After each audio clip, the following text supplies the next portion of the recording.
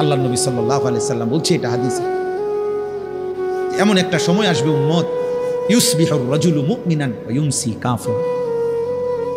মুসলিম শরীফের হাদিস, যে সকালবেলা লোকটা থাকবে মুমিন, সন্ধ্যা হতে হতেই হয়ে যাবে কাফির। ওয়া ইউমসি মুমিনান ওয়া ইউসবিহু কাফির। সন্ধ্যাবেলায় ছিল মুমিন, সকাল ভোর হতে হতেই হয়ে যাবে কাফির। ইয়াবিউ দীনাহু বিআরাযিম মিনাদ দুনিয়া, দুনিয়ার সামান্য কিছুর লোভে রাসূল সাল্লাল্লাহু আলাইহি সাল্লাম বলে নিজের দ্বীনকে, ঈমানকে, আখিরাতকে বিক্রি করে দিবে। আরে কিসের বেটা আল্লাহ খোদা, বাদ দে বেটা আখিরাত, ধুর বেটা, দুনিয়া চলে না বেটা, হেতে আইছে না আখিরাত নিয়ে, পেট চলে না, আবার আইছে নামাজ পড়তে বেটা, এই পেট চলে না,